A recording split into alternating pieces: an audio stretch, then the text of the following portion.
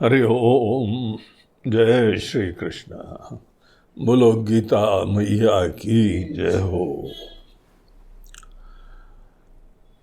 आज हम लोगों का ये श्राद्ध पक्ष का ऑनलाइन गीता ज्ञान यज्ञ, इसका 17वां दिन है। और आज अश्विन मास का जो ये कृष्ण पक्ष चल रहा है, जिसको श्राद्ध पक्ष कहते हैं, उसकी अष्टमी तिथि है। हम लोग रिकॉर्ड तो पहले कर रहे हैं, लेकिन ये अष्टमी तिथि के दिन इसका पब्लिकेशन प्रसारण होगा। तो आज हम लोग अपने ज्ञान यज्ञ की दिशा में आगे बढ़ते हुए एक सप्ताह और ये हम लोगों का ज्ञान यज्ञ चलेगा। धीमे धीमे ये 18वां अध्याय जो चल रहा है, इसके अंदर पूरी गीता का दर्शन प्राप्त हो रहा है। और गीता के अंदर भगवान कृष्ण हमको कर्म की महिमा बता रहे हैं। कैसी महिमा? कर्म तो हम लोग सब लोग करते रहते हैं, लेकिन यहां पर कर्म विद डिफरेंस, एक विलक्षण दृष्टि दे रहे कर्म में। और वो विलक्षण दृष्टि उसके लक्ष्य के दृष्टिकोण से है। हम लोग आज तक अपने जीवन में जो कर्म करते आए हैं, वो अपनी लौकिक व्यवस्थाओं के लिए कर रहे हैं, शरीर यात्रा के लिए कर रहे हैं, परिवार के कुशल क्षेम के लिए करते हैं, अर्थ काम की प्राप्ति के लिए, धर्माचरण के लिए। और ये सब चीजें आवश्यक होती हैं। ये हम लोगों के 4 पुरुषार्थों के पार्ट होते हैं। लेकिन यही कर्म जो कि हमारे धर्म, अर्थ और काम के लिए होता है, और आप सब लोग जो गीता सुन रहे हैं, इसका ही प्रमाण है कि आपने अनेकों लौकिक आवश्यकताएं पूरी कर ली हैं और अब धर्म कर्म में अपना ध्यान लगा रहे हैं। आप भगवान की भक्ति से युक्त हैं।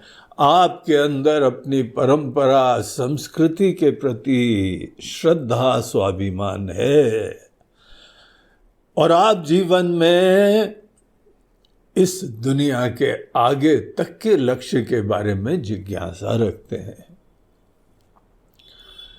कर्म हमारा इतना अद्भुत एक साधन होता है, जो कि हम लोग जानते हैं कि लौकिक आवश्यकताओं की पूर्ति आपने कर ली, मेहनत करी,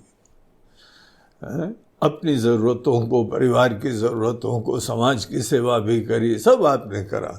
और ये तभी संभव हो पाया जिस समय आप अच्छी तरह कर्म कर रहे थे। तो कर्म हमारा एक तो लौकिक लक्ष्यों को ध्यान में रख के, जिसको हम लोग अपने शास्त्रों में बोलते हैं अभ्युदय। अभ्युदय के अंदर 3 पुरुषार्थ आते हैं, धर्म, अर्थ और काम। और मोक्ष भी एक पुरुषार्थ होता है, जिसको मोक्ष भी बोलते हैं और निश्रेयस भी बोलते हैं। कर्म हमारा अभ्युदय और निश्रेयस दोनों के लिए मदद कर सकता है। सामान्यतः हर व्यक्ति अभ्युदय को ही कसौटी मान के अपनी सफलता विफलताओं का चिंतन करता है। अगर उसने कुछ अर्थ का संचय नहीं करा तो फेलियर। अगर मन में अनेकानेक मनोकामनाओं की, व्यवस्थाओं की पूर्ति नहीं करी, बोला हम तो यार कुछ है ही नहीं, हमने कुछ करा ही नहीं। अगर आप अनेकानेक धर्म के कार्य नहीं करते हैं, तो आप इज्जत से जी नहीं पाते हैं, स्नेह से जी नहीं पाते हैं, तो भी मन में ग्लानि होती है। सामान्यतः हम लोग की कसौटी यही रहती है कि लौकिक लक्ष्यों की हम लोग सिद्धि कर लें। केवल आप ही नहीं, हम लोग के आश्रमों में भी हम बेसिक रिक्वायरमेंट की पूर्ति करने के लिए मेहनत करते हैं। यहां हमको सात्विक भोजन, सात्विक वातावरण, शुद्ध भगवत भजन कीर्तन के लिए अनुकूलताएं, सब चीजें प्राप्त हो जाएं, समय पे 2 रोटी प्राप्त हो जाए, ये कोई चीज आसान थोड़ी है, आप सब लोग जानते हैं। सब लोगों को, भले जो है वो आप लोग गृहस्थी लोग होते हैं, ब्रह्मचारी लोग होते हैं, वानप्रस्थी लोग होते हैं, या हम लोग आश्रम के अंदर होते हैं, सबको जीवन की प्रारंभिक आवश्यकताएं, अभ्युदय की पूर्ति अवश्य करनी चाहिए। लेकिन एक जो पहलू हम लोगों को उसका पूरा ज्ञान नहीं होता है, और यही यहाँ पे हम लोगों की हमारी भगवद गीता प्रदान कर रही है। वो ये बता रही है कि यहाँ पर हम लोग कर्म का निश्रेयस की प्राप्ति के लिए, मोक्ष की प्राप्ति के लिए, उस परम पुरुषार्थ की प्राप्ति के लिए, उसके लिए भी कंट्रीब्यूशन होता है। और ये बहुत ही इंटरेस्ट का विषय है। और स्वाभाविक रूप से यहां पर यह प्रश्न आता, अच्छा उसके लिए क्या करना पड़ेगा? तो भगवान बोलते हैं कि अलग से कुछ नहीं करना पड़ेगा। अरे वाह महाराज, ये तो बड़ा मजेदार है। कुछ भी अलग से नहीं करना पड़ेगा और तो भी अभ्युदय की, निश्रेयस की प्राप्ति के लिए हम आगे बढ़ने लगेंगे मोक्ष की दिशा में, जिसको एक और नाम भगवान ने गीता में दिया है, नैष्कर्म्य सिद्धि। नैष्कर्म्य सिद्धि, जब जब कोई वर्ड आता है ना, तो आप समझ लीजिए ये ऐसी चीज की सिद्धि है, जागृति है, जो कर्म के दुनिया से परे होती है। कर्म की दुनिया में सब नश्वर होता है भाई, बड़ी मेहनत से प्राप्त होता है, बहुत ही जो है आपने खून पसीना एक कर दिया। आज अगर खाते पीते स्वस्थ और सर के ऊपर छत है, इज्जत से जी रहे हो, आपने बहुत मेहनत करी, क्योंकि ये सब चीजें, अनेकों गरीब देखो, अनेकों असमर्थ देखो, वो लोग इतना नहीं कर पाए हैं। आपने, हमने ये सब मेहनत करके जुगाड़ करा है। और जो बगैर मेहनत करे प्राप्त करता है ना, वो तो लौटाता रहता है, उसको उसका महत्व ही नहीं पता होता है। और मेहनत करके जो आनंद आता है ना, वो स्वाभिमान से आदमी जीता है। उसको बहुत शिक्षाएं प्राप्त होती है, विनम्रता होती है, आत्मीयता होती सबके प्रति। इसीलिए मेहनत करके ही सबको जो है प्राप्त करना चाहिए। अपने बाल बच्चों को भी सब लाखों करोड़ों ऐसे मत दे देना, बेटा तुम लोग तो खाओ पियो, आप उनका जीवन बर्बाद करोगे। जिसको भी बगैर मेहनत के कोई संपत्ति, कोई धन, एक व्यवस्था प्राप्त हो जाए ना, वो आदमी केवल उसका विनाश करता है। संचालन भी नहीं कर पाते हैं। बना बनू के व्यवस्था दे दो, चला नहीं पाते अनेकों लोग, क्योंकि कभी बनाया ही नहीं है। जो नहीं बनाते हैं वो बनाने का महत्व, उसके लिए प्लानिंग, उसके लिए मेहनत, उसके लिए कितना निष्ठा, चुनौतियों से जूझना, धन का संग्रह करना, कुछ नहीं करा है। इसीलिए जिनको बनी बनाई व्यवस्था मिल जाएगी ना, घर बना के दे दो, फैक्ट्री बना के दे दो, प्रॉपर्टी बना के दे दो, उन लोगों ने जीवन में कोई बहुत फंडामेंटल अभी शिक्षाएं प्राप्त करी नहीं है, इसीलिए कोई महत्व नहीं होता है। यहां पर आश्रम में भी अनेकों चीजें बना बनू को दे दो, उसके उपरांत संचालन के लिए हमको सतत प्रेरणा देनी पड़ती है, जगाना पड़ता है। जहां नहीं बोलो तो फिर प्रमाद, फिर व्यवस्था गंदी, अव्यवस्था, उपेक्षा। इसीलिए बहुत आवश्यक होता है हर व्यक्ति को सृजनात्मक कार्यों में जुड़ना चाहिए, कलात्मक होना चाहिए, सौंदर्य बोध होना चाहिए। ये सब संवेदनाएं और ये मेहनत, ये विनम्रता खुद अपनी तरफ से नहीं कर पाए, इसीलिए तो हम बनी बने व्यवस्था में आते हैं।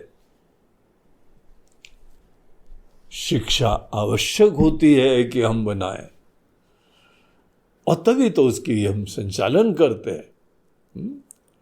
आपने बना भी लिया, संचालन भी कर लिया, किसी किसी के घर में जाए, इतना प्यारा घर बनता है, और घर बनता भी अच्छा है, व्यवस्थित होता है, स्वच्छ होता है, सुंदर होता है, एस्थेटिक होता है, और संचालन भी अच्छा होता है। सब बढ़िया, सब काम आराम से चलता है।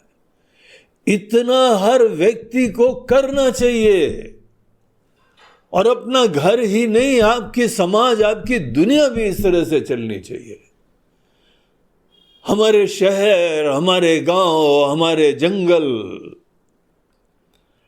अभी जो है 2 दिन पहले कहीं जंगल जाना हुआ, तो बहुत लोग जो है रमणीय स्थान में जाते हैं, वहां बैठ के ईश्वर की प्रकृति का आनंद लेते हैं।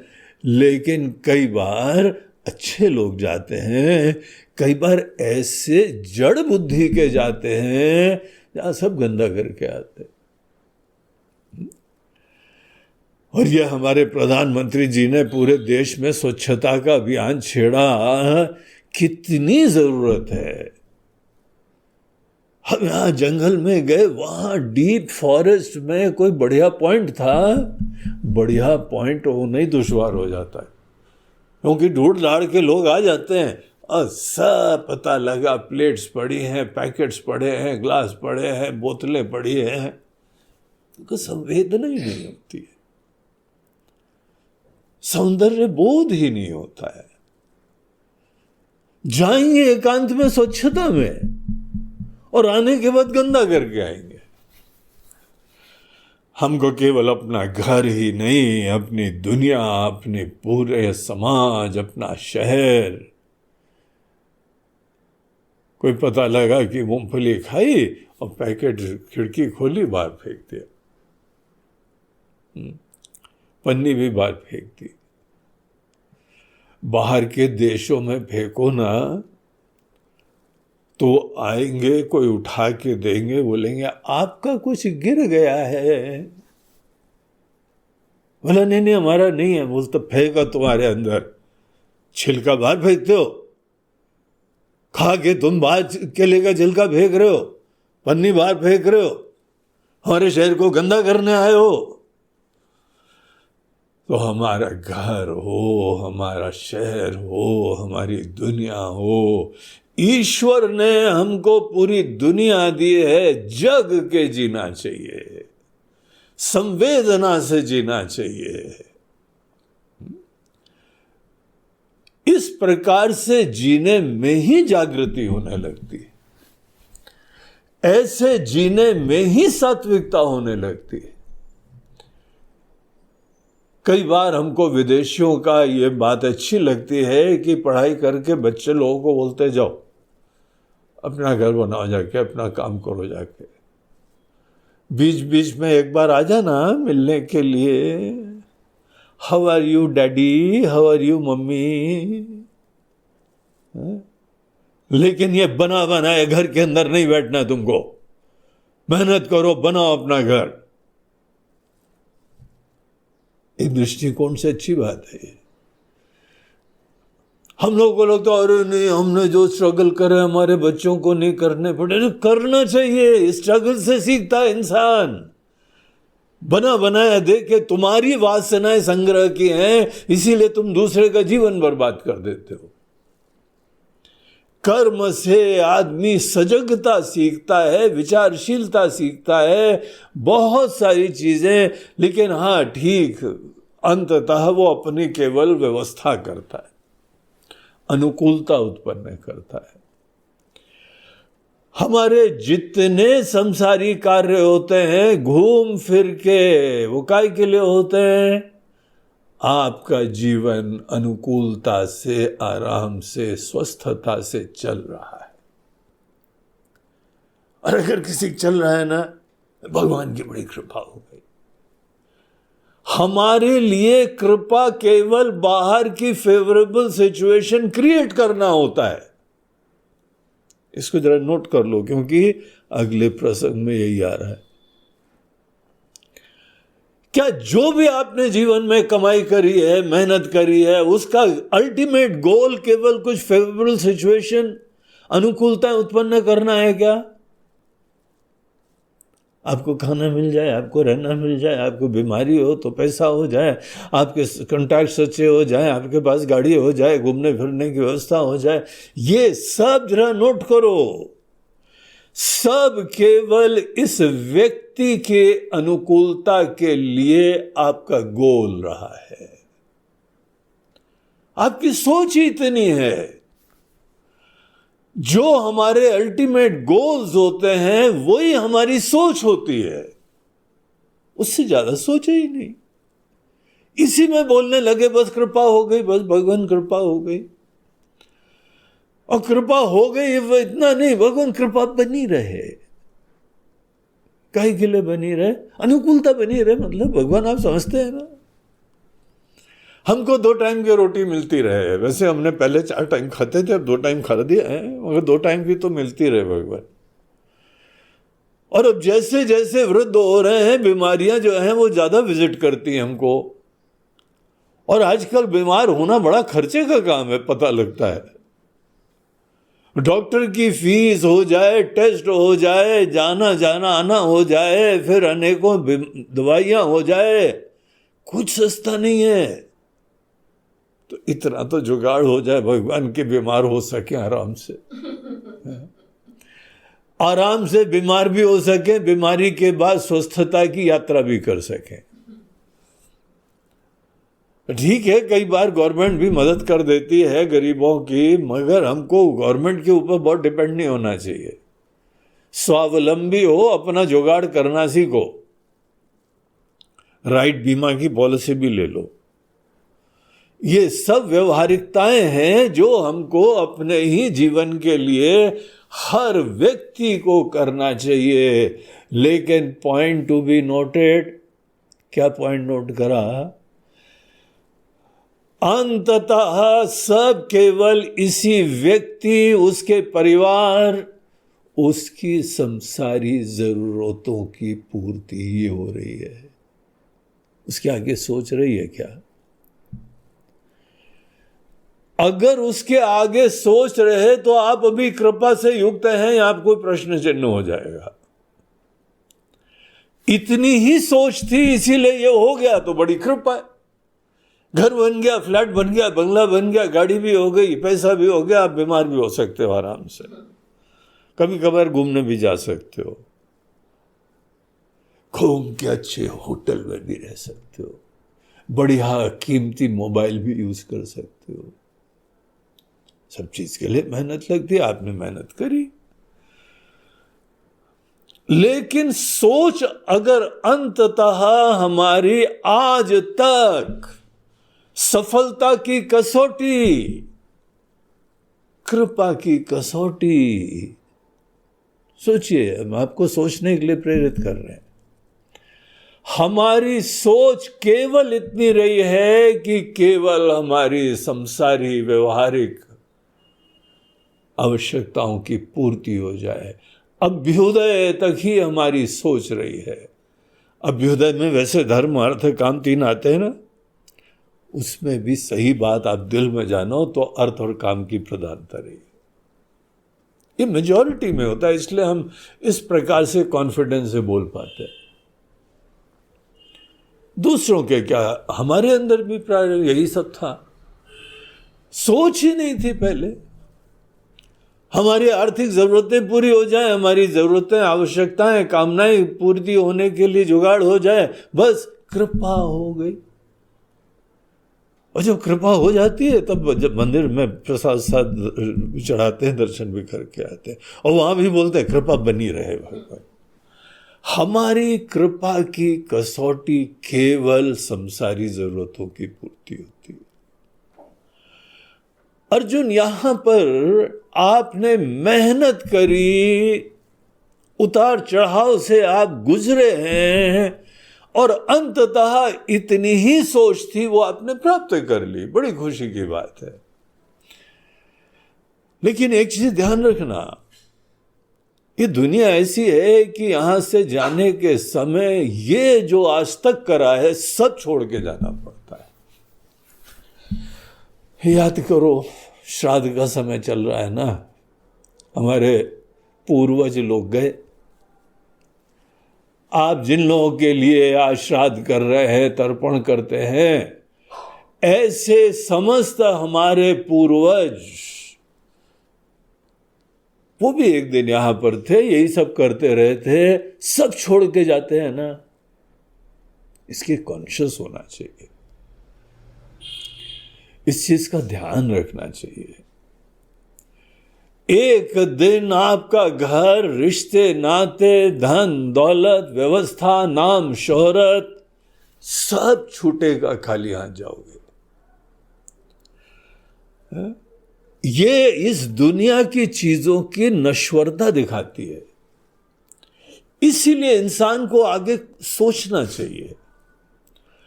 और ये जो भी लौकिक चीजें हैं, इसके बारे में दृष्टि भी बदलनी चाहिए। आपको असली कृपा तो तब प्राप्त होगी जब आप इस दुनिया को छोड़ने के बाद भी धन्य हो जाओ, छोड़ने के समय भी धन्य हो जाओ, और कुछ और भी आपको महान चीज की प्राप्ति हो जाए। ये सब नश्वर चीजें एक प्लेटफॉर्म होती हैं, एक स्प्रिंग बोर्ड होती है। आपने देखा ना, स्विमिंग पूल के अंदर एक स्प्रिंग बोर्ड होता है, वहां पे उस स्प्रिंग बोर्ड में खड़े होके थोड़ा सा जो है हम उसको हिलाते हैं, उससे मोमेंटम गेन करते हैं और फिर डाइव करते हैं, ऊंचे उड़ते हैं और फिर जाके जो है डाइव करके पानी में कूदते हैं।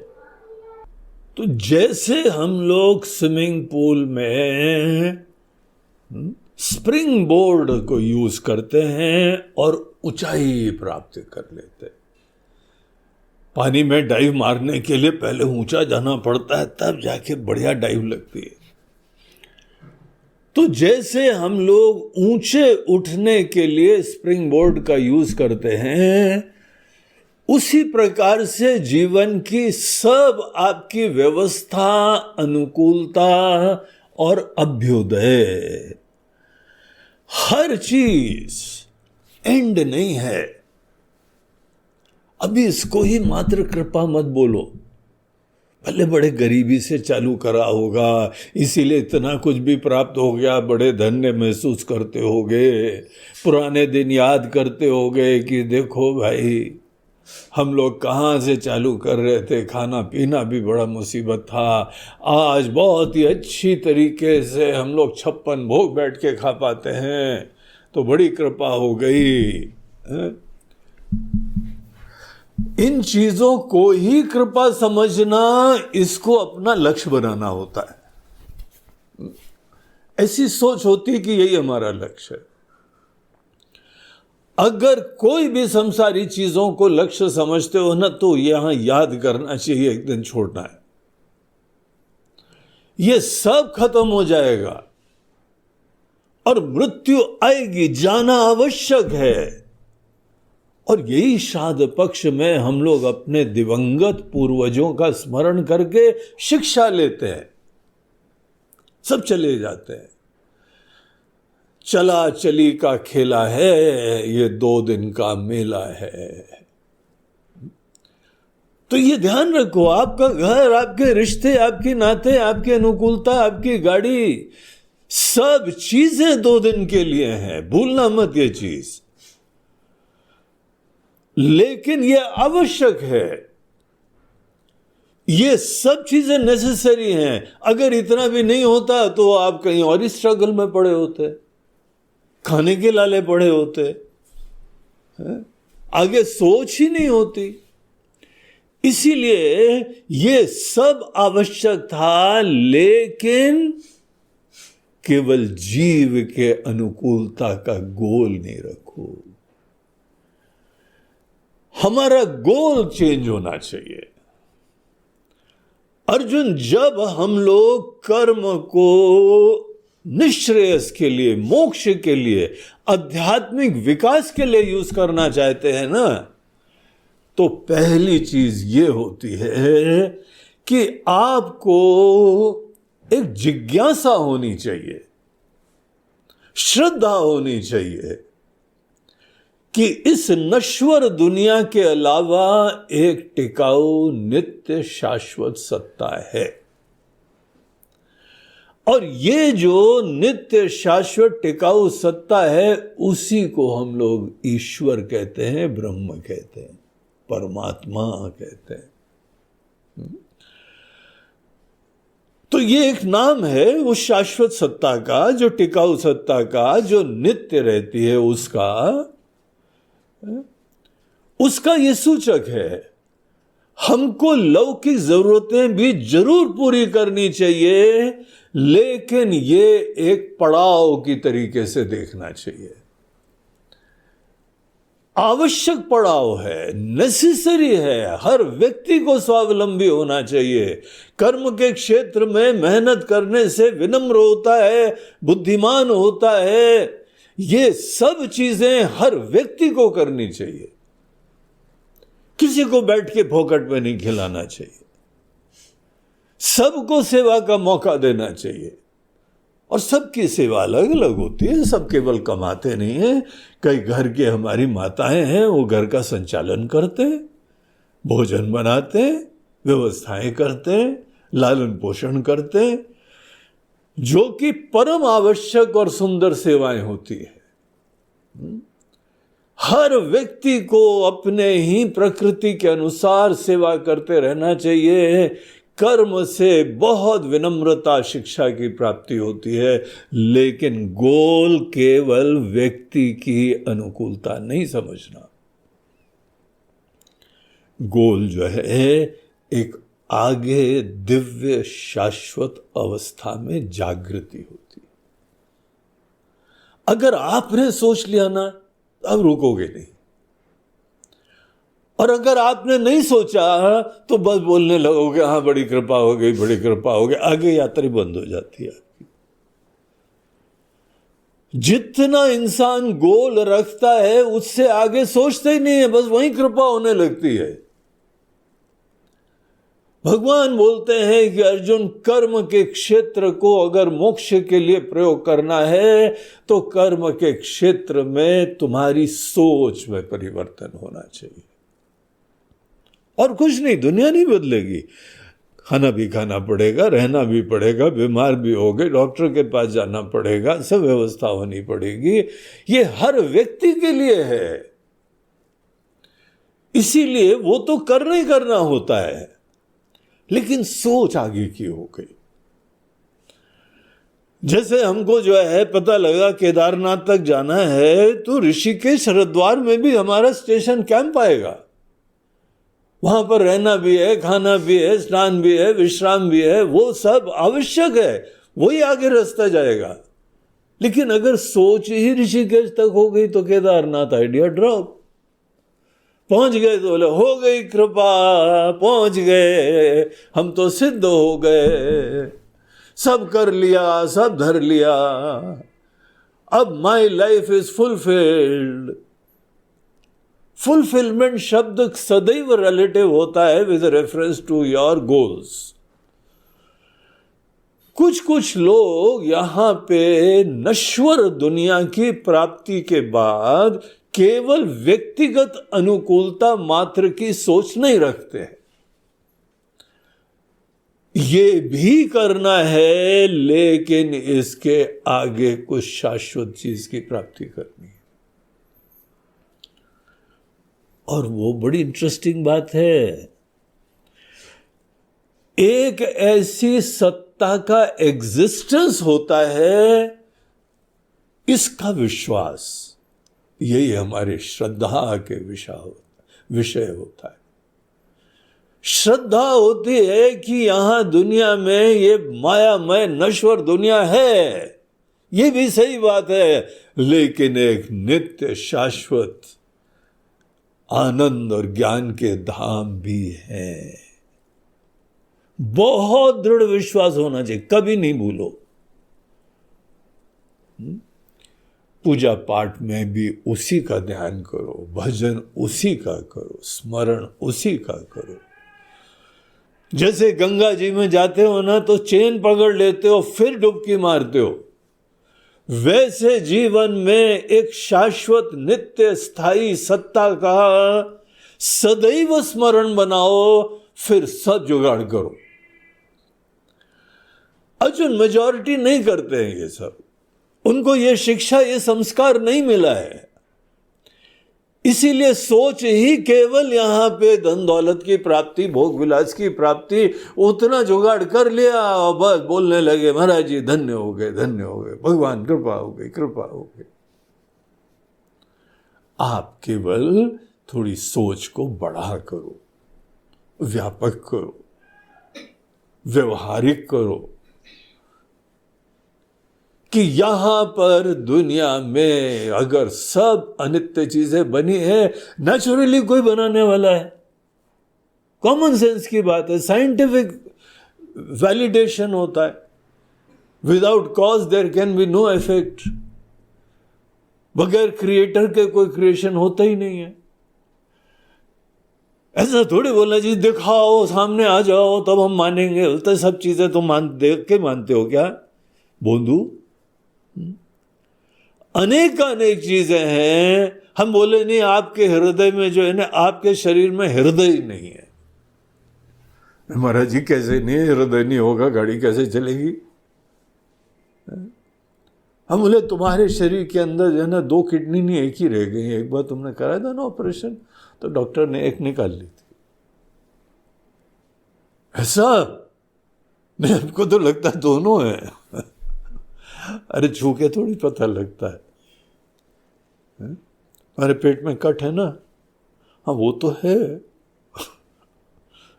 वो तो अपेंडिक्स का था, उसी के तो पड़ोस में रहती है किडनी। अपेंडिक्स के साथ साथ उन्होंने बोल दिया कि एक उसके पास स्टेपनी है तो एक निकाल लो। आप केवल श्रद्धा से मानते हैं, कोई देखता थोड़ी इंसान। आपके पूर्वज थे, देखे थे क्या? पर बाबा को देखा, पर दादा को देखा? नहीं देखा। आपके तो आप वो सैंपल हो जिसके परदादा ही नहीं थे। अरे महाराज जी ऐसा कैसे हो सकता है? परदादा नहीं हो, परदादा नहीं होते तो दादा कैसे होते, दादा नहीं होते पिता कैसे होते? हाँ ये लॉजिकल है ना। वैसे ही ये लॉजिकल है कि दुनिया बनती है तो दुनिया बनाने वाले होते हैं। इतना स्पष्टता से हमारे मन में निर्णय होना चाहिए कि देखें न देखें, वो है एक नित्य शाश्वत दिव्य एम्बॉडिमेंट ऑफ इंटेलिजेंस। कितना ज्ञान होगा ईश्वर में तभी ये दुनिया बनी है।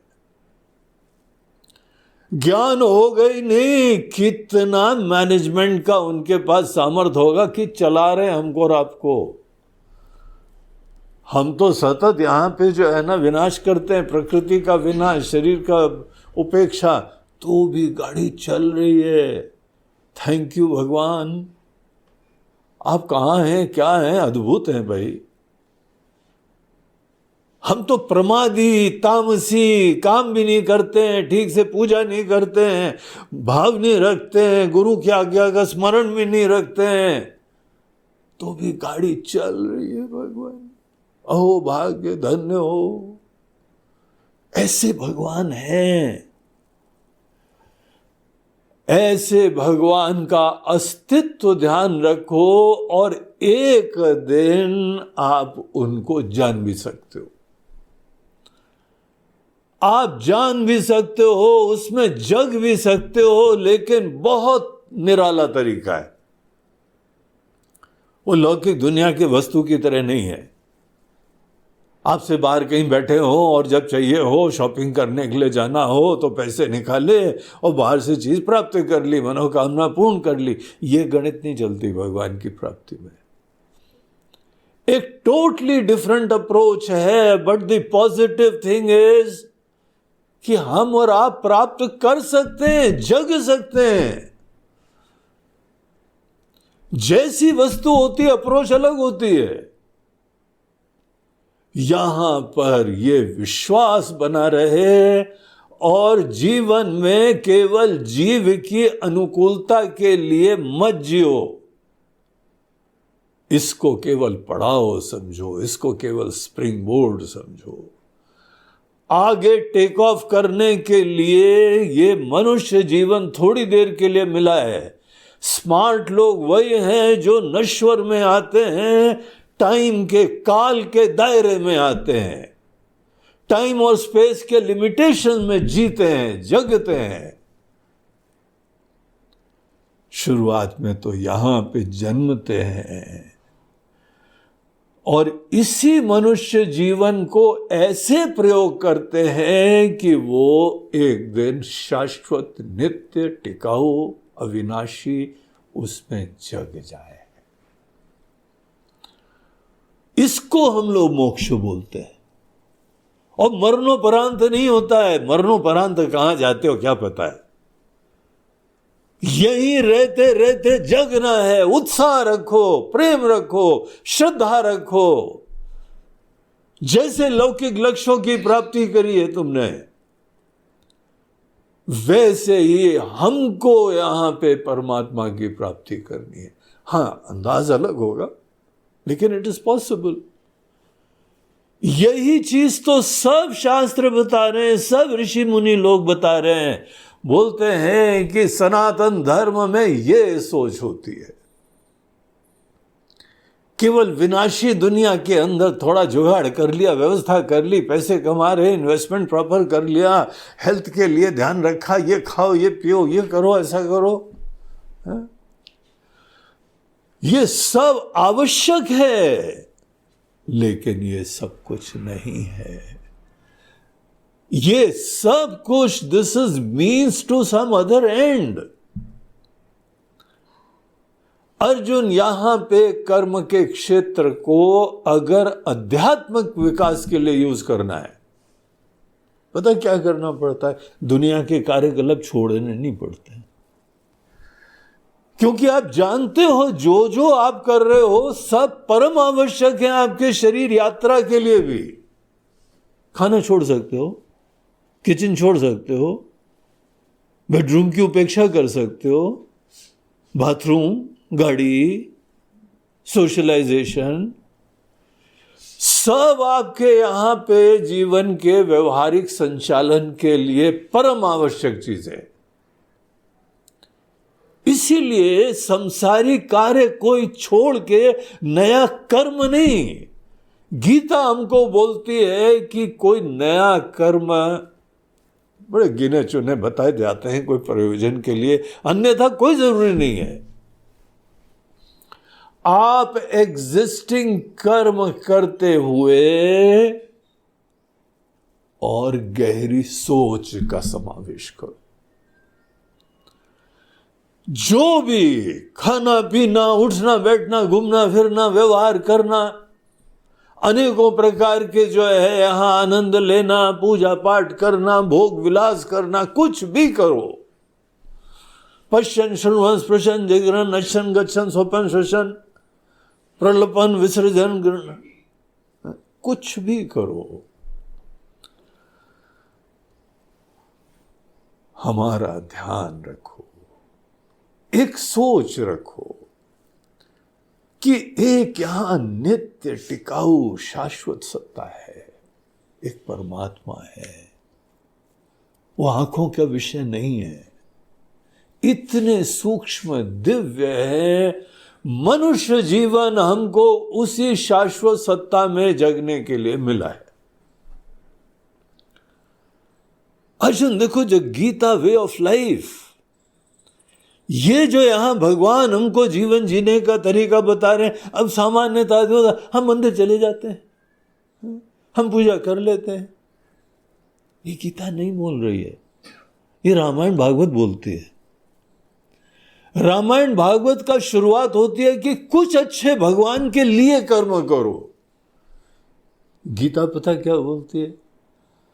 अब तुमने थोड़े बहुत कर्म भगवान के लिए करना चालू कर दिए थे, अब बाकी कर्म भी करो। सर्व कर्माणि मनसा सन्न्यस्यास्ते सुखम वशी। सब कर्म, ये गीता के स्टूडेंट का लक्षण है। जो भी जिसको तुमने ब्रांड करा, ये तो संसारी काम है, ये तो भोग का काम है। तुम सब कार्यक्रम में, सब कर्मों में, सब प्रयासों में तुम पूजा की भावना का समावेश करो, तब आप गीता के स्टूडेंट बन गए। गिने चुने कर्मों के द्वारा ही आराधना करते हो, धर्माचरण करते हो, तो अभी आप पुराणों के अंतर्गत हुआ। उस आदमी को कहा जाता है, भैया कम से कम सोमवार तो मंदिर शिव जी के चले जाना। हनुमान जी, अच्छा मंगल को चले जाना, अच्छा शनिवार को चले जाना, अच्छा शुक्रवार को माता जी के वहां चले जाना। ये तो शुरुआत करने के लिए है कि कहीं जाओ, भगवान को जोड़ो तो जीवन में, लेकिन अंततः उतने मात्र से आपकी धार्मिकता की कोई जिम्मेदारियां पूरी नहीं हुई है। गीता में एंटर करोगे तो बोलोगे कि देखो, पूजा के समय तुम भगवान के प्रति धन्यता की बुद्धि रख रहे थे ना, उसको हर कर्म में रखो। हर कर्म में तुम्हारे संसारी या धार्मिक का भेद खत्म करो अब, और सदैव उससे प्रेरित रहो। अर्जुन, जब मनुष्य उस महान लक्ष्य को हृदय में रखता है और अपने ही घर बार, रिश्ते नाते, कार्यकलाप, इनको करते समय सोच बढ़ गई है, और झूठी संतुष्टि इतने मात्र से कर रहे थे, बड़ी कृपा हो गई, बड़ी कृपा हो गई। कृपा तब हो जाएगी जब आप उस दिशा के लिए तैयार हो जाओगे, प्रेरित हो जाओगे, पात्र भी बन जाओगे। उससे पहले गीता का स्टूडेंट केवल भगवान के द्वारा प्रदत्त कोई कर्मफल है, हर कर्मफल भगवान की कृपा से मिले, हमको पता है। शादी ब्याह भी करी तो वहां अग्नि देवता को सामने रख के उसके चक्कर काटे। हर संस्कार, षोडश संस्कार एक हिंदू व्यक्ति के जीवन में होते हैं। किसी का साथ पकड़ा तो भगवान को बीच में रखा, कोई यहां पे कोई संतान उत्पन्न हुई, भगवान के पास पहले आशीर्वाद देखा, जनेऊ कराया, मुंडन कराया, शादी करवा रहे हैं, शिक्षा दे रहे हैं, हर चीज में भगवान को मध्य में रख के जीवन चलता है। उनकी कृपा से चल रहा था। और गर्व तुम कर रहे हो, हवा में तुम हो। ये कैसी तुम्हारी सोच है? इतनी चीजों की प्राप्ति में तुम बोल रहे हो सब कर लिया, सब धर लिया। तब तक तुमको जो है गाड़ी आगे चलानी चाहिए जब तक तुम्हारे हृदय में परमात्मा का ही आस्था, भक्ति, प्रेरणा दृढ़ ना हो जाए। वो लक्ष्य है। अर्जुन, जहां किसी व्यक्ति के अंदर ऐसी सोच, ऐसी आस्था, ऐसा लक्ष्य, उससे कम सोचते ही नहीं। नित्य टिकाऊ, अविनाशी, शाश्वत परमात्मा, केवल सोच रखो। इस सोच की महिमा है। तुम्हारे हृदय में लक्ष्य मात्र, ध्यान रखो, कुछ नहीं करना है और नया कुछ नहीं करना है। इसी जीवन में चलते चलते बस हृदय में एक संकल्प, सोच, प्रेरणा। अर्जुन अपने अपने कर्म करते हुए आदमी समसिद्धि को कैसे प्राप्त करता है? मोक्ष के लिए आदमी तैयार हो जाता है, तैयार हो जाता है। कुछ और रहस्य है, वो आगे बताते हैं भगवान क्या करना होता है। लेकिन तैयार तो हो, प्रेरणा तो हो, लक्ष्य तो हो, इच्छा तो हो, महत्व तो हो। संसारी चीजों की प्राप्ति में ही तुम बोलने लगे बस धन्य हो गए, महाराज जी कृपा हो गई। अरे कृपा नहीं हुई अभी, भगवान की प्राप्ति करो। सब छोड़ने वाले हो इस दुनिया में। तुम्हारे पूर्व लोग छोड़ के चले गए, स्वजन लोग छोड़ के चले गए, और तुम यही नश्वर चीजों की प्राप्ति में बड़े अपनी पीठ ठोक रहे हो। अभी नहीं कृपा हुई, सोच रखो। तो अर्जुन आदमी जब ऐसी सोच मात्र रखता है, सोच की महिमा। महाराज जी क्या सोचना है? बोलते ईश्वर के बारे में सोचो। और ईश्वर के बारे में क्या सोचना है? वही हम लोगों ने कल जिस श्लोक को देखा, उसमें हम लोगों को भगवान खुद बता रहे हैं। 46वें श्लोक में हम लोगों ने देखा था। अभी चैंटिंग करिए क्या? चलिए दोबारा हम लोग 45 और 46 श्लोक का जो कल हमने देख लिया था, उसको इस भूमिका के बाद अब हम लोग दोबारा पर चैंट करते हैं।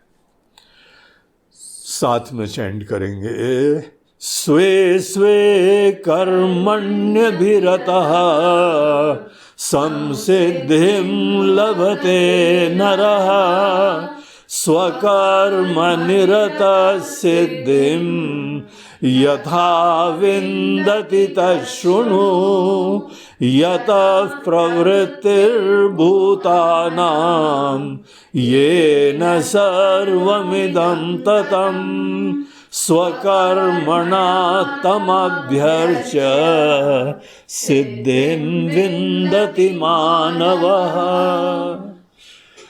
तो ये 2 श्लोकों में भगवान श्री कृष्ण अपनी भगवत गीता में प्रत्येक जीव मात्र को बता रहे हैं, अपने अपने कर्म में निरत रहते हुए, अभिरतः, अपने अपने कर्म में रमते हुए, वही काम ही करते हुए। ध्यान रखना, सभी कर्म, कोई भी कर्म, कोई विशेष कर्म यहां हम नहीं बता रहे। वो पुरानी आदत मत लेना है, पूजा कर ली, पूजा कर ली। कौन पूजा के लिए बोल रहा है तुमको? एक ही 2 कर्म करते हो और उसी में तुम्हारी सब धार्मिकता कर्तव्य पूरे कर देते हो। उसके बाद राक्षस बन के जीते रहते हो, प्रमादी होके जीते रहते हो। हम वो नहीं कह रहे हैं। वो तुम्हारी आदत वशात, कर्तव्य वशात जो तुमको करना है जरूर कर लो, लेकिन अब यहां पे कोई दूसरी बात करी जा रही है। जो पूजा के अंदर भावना है उसका समावेश दूसरे कर्मों में करना है, प्रत्येक कर्म में करना है। यही तो चुनौती है। स्वे स्वे कर्मणि अभिरतः, अपने प्रत्येक कर्म में लगते हुए। अब खाना खाओ, सीरियल देखो, न्यूज देखो, बाहर धंधा करने जाओ, कोई सर्विस करते हो सर्विस करने जाओ, गाड़ी चलाओ, किसी को त्योहार में जो है वो हालचाल पूछो, शुभकामनाएं दो, घर में कोई बीमार हो गया देखभाल करो, भोजन पानी कर रहे हो, उस समय भी अब प्रत्येक कर्म में, प्रत्येक कर्म में अर्जुन यही काम करते हुए सोच का परिवर्तन, लक्ष्य का परिवर्तन। यहां पे सोच ऐसी रखनी है कि एक ऐसी दिव्य सत्ता है जिसके वजह से दुनिया चल रही है, दुनिया बनी है। सुना है ये सब चीजें, याद नहीं रखते हम लोग। जब बताओ तो ऐसे सारे लाते हैं जैसे बड़ा ज्ञान रहता है तुमको। कर्म के सब भूल भाल जाते हो। ये कोई बड़ा ज्ञान नहीं है। ज्ञान ये है कि हर पल कैसे बनाए रखें। क्यों भूलते हैं हम काम करते समय? कौन सी प्राथमिकताएं हमारे अंदर आ जाती हैं? हमारी इज्जत, हमारी प्रतिष्ठा, हमारा आग्रह, हमारी पसंद, हमारी नापसंद, यही कचरा होता है जिसके वजह से भगवत स्मरण खत्म हो जाता है। सत्संग में जाके ये सब सीख के आते हैं, और जहां कर्म के क्षेत्र में गए वहां पे दूसरी चीजें इतनी इंपॉर्टेंट हो जाती हैं कि सबसे बड़ी ट्रेजेडी भगवान के स्मरण की होती है। तो बड़ा कोई नया ज्ञान नहीं है। अब हमारा ऑब्जेक्टिव क्या है कि हर कर्म में अपने आप से देखना, पूछना, अपने मन के अंदर झांकना। क्या जब पूजा के समय, ध्यान के समय, जब जब अगर भगवत स्मरण होता है, परमात्मा के अस्तित्व का स्मरण होता है और धन्यता से तुम विनम्रता से नमन करते हो, जिज्ञासा रखते हो। ये खाने के समय होता है क्या? भोग के समय होता है क्या? गप्पे मारने के समय होता है क्या? सीरियल देखने के समय होता है क्या? इंटरनेट पे ब्राउज करने के समय अवेयरनेस होती है क्या? ये तुमको बताना नहीं है किसी को, अपने आप को देखना है। और अगर तुम्हारे मन में अपने कर्म करते समय ऐसे ईश्वर के अवेयरनेस होती है, पहली चीज तो सिद्ध करनी है हर समय अवेयरनेस बनी रहे। और सही मानो अब इजी नहीं होता है। एक काम कर लेना आसान होता है, दुनिया भर की जिम्मेदारियों किनारे करके और घर में भी जो है ना कर्फ्यू लगाते हैं।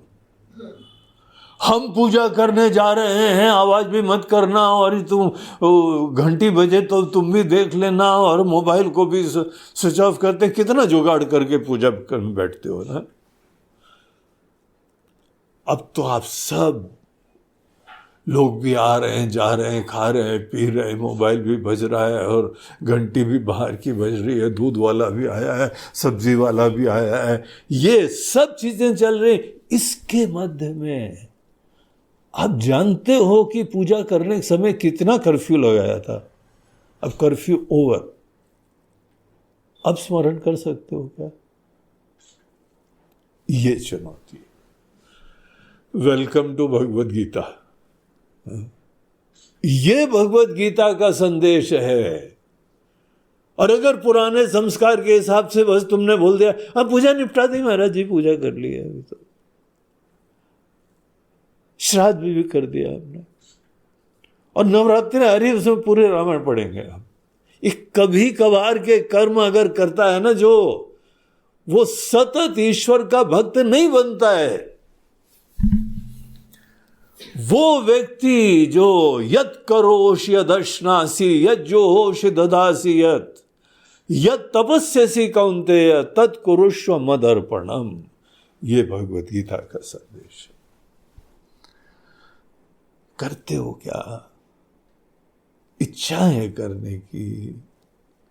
आज हम नहीं करते तो कोई चिंता नहीं है, इच्छा हो करने की।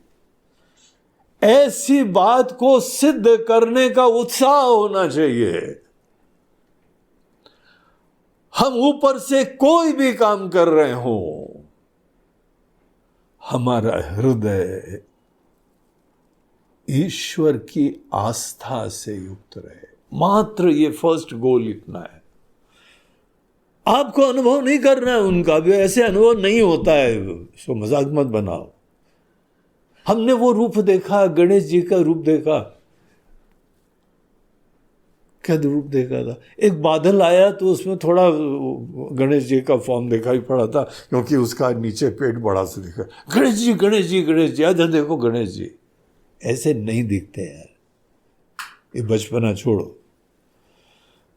यहाँ एक बार यहाँ इंदौर में एक जगह बड़ी आवाज आई, गणेश जी आए गणेश जी आए गणेश जी आए। गणेश जी प्रकट हो गए, और वो पहले एक आया था ना कि भगवान दूध पी रहे हैं, वो शिवलिंग में, वो मूर्ति में वो पी जाते हैं, वो बहुत ही, उसके लिए भी बड़ी भीड़ भाड़ हो गई। और यहाँ पर भी बड़ा हो हल्ला हो गया, अखबार में आ गए, रिपोर्टर लोग जो है रिपोर्ट करने लगे, और भीड़ लग गई। उस मंदिर की 2 दिन में तो ऐसी दक्षिणा आई, दान आई। तो हमारे पास भी संदेशा आया, एक भक्त बोलते हैं गुरु जी चलना है दर्शन करने, गणेश जी प्रकट हुए हैं। हाँ, बोला अच्छा। हम मानी मन तो मुस्कुराए, बोला गणेश जी तो हर जगह हैं, इसको दिख नहीं रहे, लेकिन वहां कुछ ना कुछ उसकी श्रद्धा के लिए हम बोला जाए चलो। बोलते हैं हम पंडित जी से बात करके आ जाएंगे, तो आप शाम को जो है ना वो 4 बजे पहुंच जाना, हम सब दर्शन का जुगाड़ कर देंगे। तो हम पहुंच गए। एक सज्जन हमको यहाँ पे ले जाने के लिए भी आए, रास्ता दिखाने के लिए, एक वहाँ रास्ता देख रहे थे। हम पहुंचे तो एकदम उतर गए, हाँ पंडित जी भी आ गए। महाराज जी ओम नमो नारायण, ओम नमो नारायण। पहुंचे तो वहाँ एक पेड़ था, अब पुराना पेड़ था, उसके नीचे उसकी जड़ें भी दिख रही थी। उनका मंदिर जो है पास ही में था।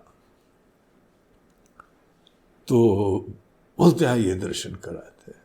बोला हाँ कराओ भाई, कहाँ प्रकट हुए? तो उसने पेड़ में एक जड़ मुड़ रही थी, ऐसे जैसे सूंड होती है ना। तो मात्र उसको देख के पंडित जी ने जो तूफान मचाया, जो हो हल्ला करा उसने। और जब आप बहुत कॉन्फिडेंस के साथ हो हल्ला करेंगे ना, तो दूसरे लोग झांसे में आ जाते हैं। हमको बताया कि ये महाराज, हमने ध्यान से देखा, बोला ये जड़, बोला ये सूंड है उनकी, और ये जो नीचे देख रहे हैं ना, ये उनके चरण है, और ये बीच में गोल गोल है ना, ये उनका पेट है। फिर बोला सर, बोलते वो थोड़ा पीछे है। क्या कॉन्फिडेंस उनका था। एक रूप विशेष में ही भगवान को देखना, एक जगह ही भगवान को देखना, एक समय ही भावना उत्पन्न करना। अभी आप गीता के स्टूडेंट नहीं हुए हैं। गीता का स्टूडेंट वो है कि हर जगह, हर समय, हर कर्म में भगवान को देखो। अरे जी कहाँ देखे, कहाँ सूंड है उनकी? बोलते ये वाले भगवान की सूंड नहीं दिखाई पड़ेगी, तुमको अकल से देखना पड़ेगा। ये चर्म चक्षु नहीं, ज्ञान की चक्षु से भगवान को हर जगह देखना होता है। क्या ज्ञान रखना होता है? बोलते हैं कि जिसके वजह से यहां जड़ चीज काम कर रही है, ये भगवान को देखो ऐसे। यतः प्रवृत्तिर्भूतानाम, जड़ चीज काम कर रही है तुम्हारे सामने। पंच महाभूतों से बनी दुनिया है। तुम्हारा शरीर हो, दूसरे का शरीर हो, तुम्हारे बच्चे लोगों का शरीर हो, प्रिय लोगों का शरीर हो, तुम्हारे पति पत्नी का शरीर हो, तुम्हारे माता पिता का शरीर हो। एक दिन तो उसका दाह ही करोगे ना, एक दिन तो उसको मटकी में ले जाओगे, उसकी जो है भस्म ले जाओगे। जड़ है, जड़ी चीजों में मिल जाएगा।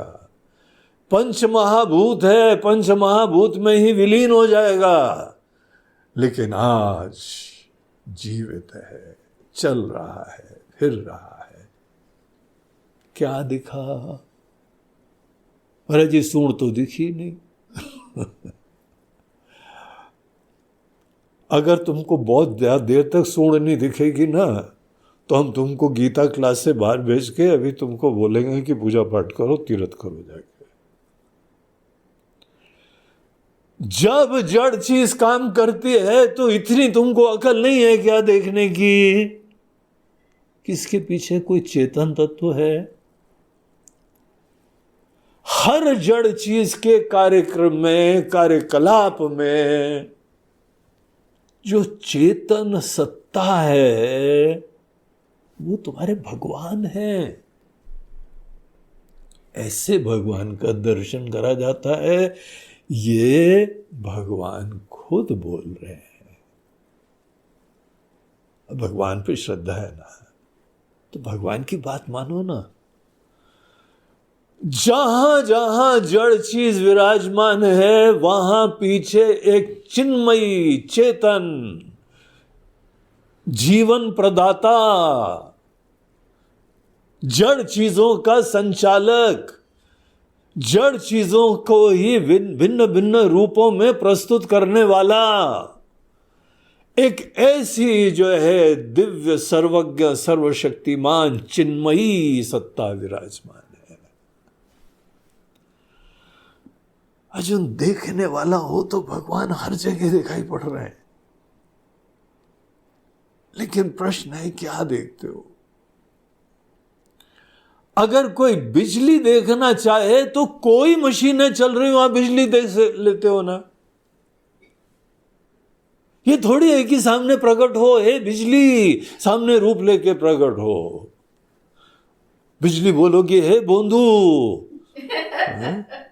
तुम जाओ तीर्थ में, तीर्थ यात्रा करो जाके, तो तुम्हारी अकल सुधरेगी। सामने है, हर बल्ब जल रहा है, पंखे चल रहे हैं, एसी चल रहा है, मशीनें चल रही हैं, सब चल रहा है, तो बिजली नहीं दिखाई पड़ रही तुमको? यहां सब जड़ चीजें काम कर रही हैं। क्या मरने के बाद ही तुमको चेतन का अस्तित्व दिखाई पड़ेगा? शव के अंदर याद करोगे कि एक दिन जीवित था, एक दिन बोलता था, एक दिन चलता था। जिसके वजह से जड़ शरीर चलता है, बोलता है, उठता है, बैठता है, उसका हमको एग्जिस्टेंस नहीं दिखाई पड़ रहा है, उसका आशीर्वाद नहीं दिखाई पड़ रहा है। गीता बोलती है आज से उसको अपने भगवान समझो। अगर आपको यह श्लोक अच्छी तरह समझ में आ गया तो आपके लिए भगवान सर्वव्यापी हो गए। कहीं पर भी कोई जड़ चीजों के अंदर परिवर्तन हुआ तो उसके पीछे भगवान खड़े हुए। आपकी बुद्धि ने देख लिया है।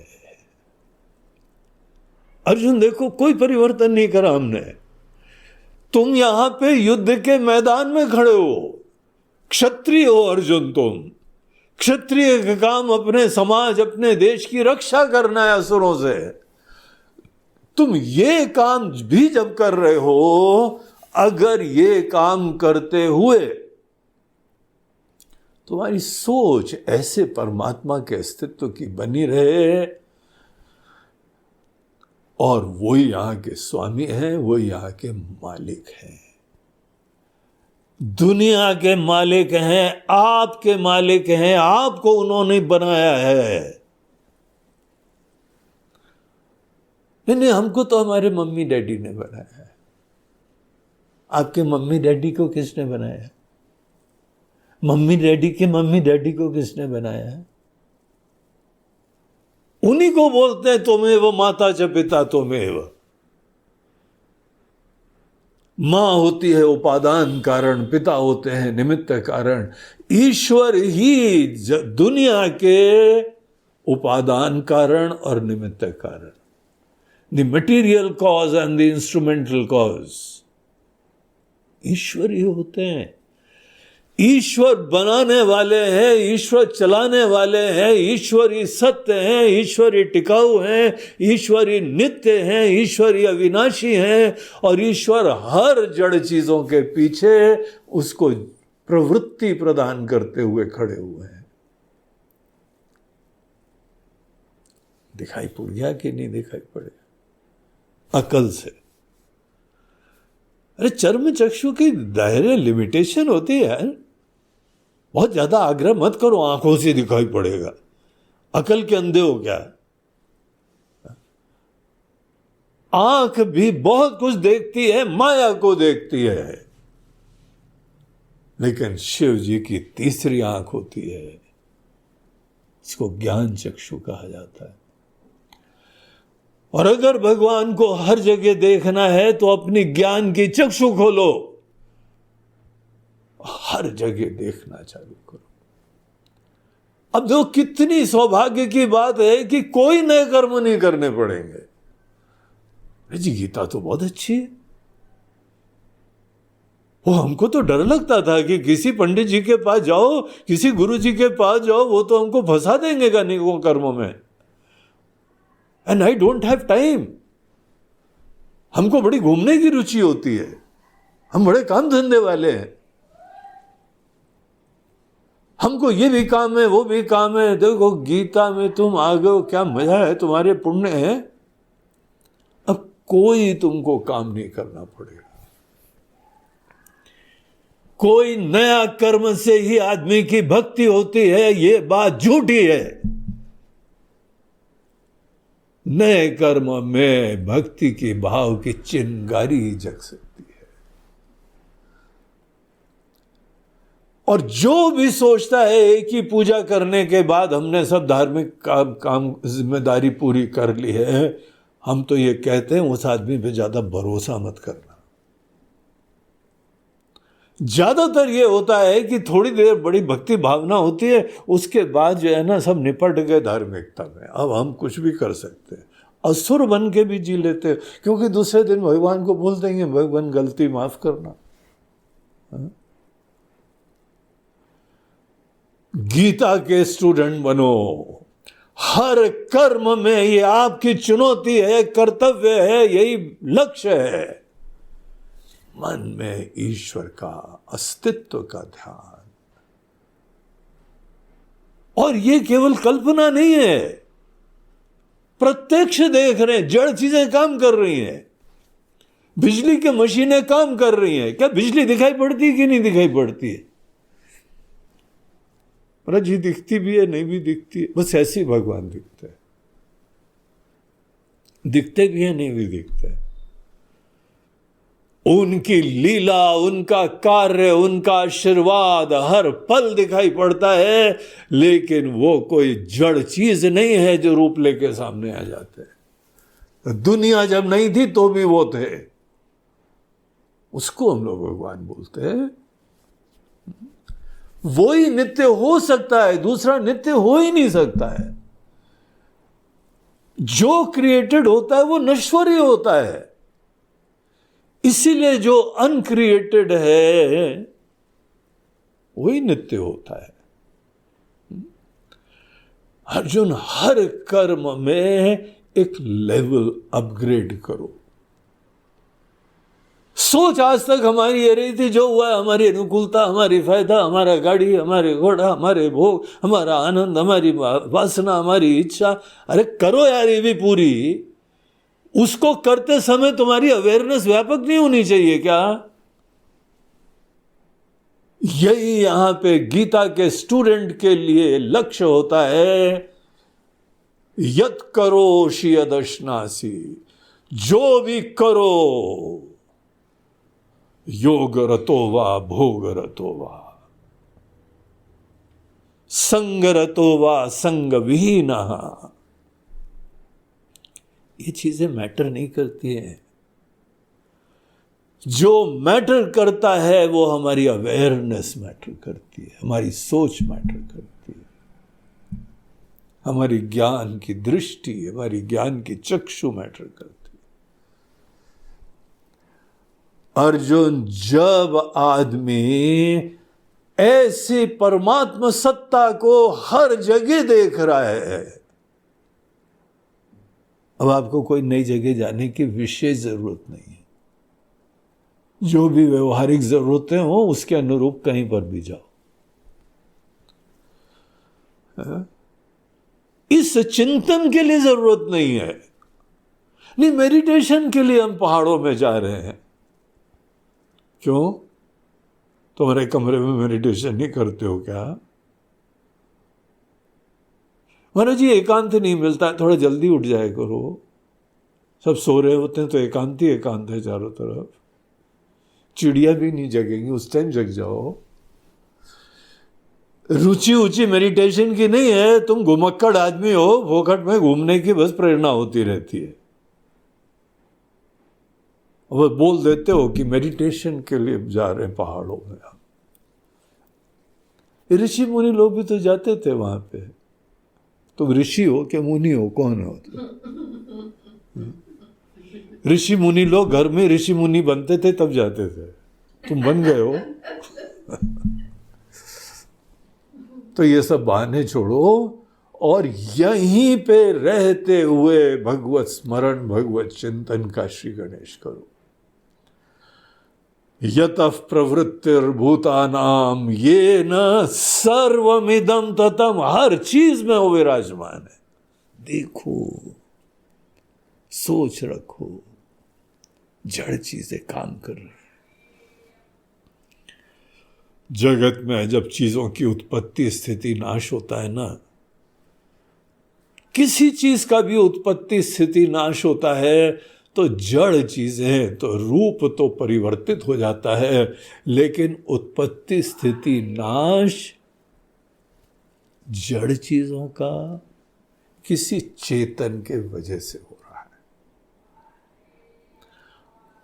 बस तुम चेतन देखो। अब रूप को देख रहे हो, माथा पीट रहे हो कि ये भी मर गया। अरे मर गया, तुम मर गया बता तो क्या है कि चेतना विराजमान है पीछे। जड़ चीजों की उत्पत्ति स्थिति नाश का एक यहां पे दिव्य शक्ति, तत्व, चेतना, लाइफ प्रिंसिपल के ऑल परवेजिव एग्जिस्टेंस को देखो अर्जुन। और इतना ही नहीं है, पहले देखो, पहले तो देख लो यार। जब देख भी नहीं पा रहे हो तो बोलना पड़ता है मंदिर जाके देख लो। जब देखना हर समय चालू कर दो, उसके बाद अर्जुन अभी काम नहीं हुआ है, एक और काम करना है। वो तुम्हारे सर्वस्व बन जाए, वो सर्वेश्वर हो जाए, तुम्हारे आराध्य हो जाए, तुम्हारे लक्ष्य हो जाए, तुम्हारे स्वामी हो जाए, और उनके लिए तुम अपने कर्मों को अर्पण करो, उनकी खुशी के लिए करो। एक डिटैच्ड एग्जिस्टेंस नहीं रखो, आत्मीय सत्ता रखो। हाँ, भगवान है, हर जगह है। तो बोले ऐसे शक्ल क्या बनाए हुए हो, चेहरा लटक क्यों रहा है? भगवान है तो तुम्हारे कोई प्रेमी लोग आते हैं तो बड़ा चमकता है तुम्हारा चेहरा, और भगवान को हर जगह देख रहे हो तो ऐसे डिप्रेस्ड हो जैसे कॉन्स्टिपेशन हो तुमको। पेट साफ नहीं हुआ क्या आज? नहीं, हो गया, चाय पी थी हमने।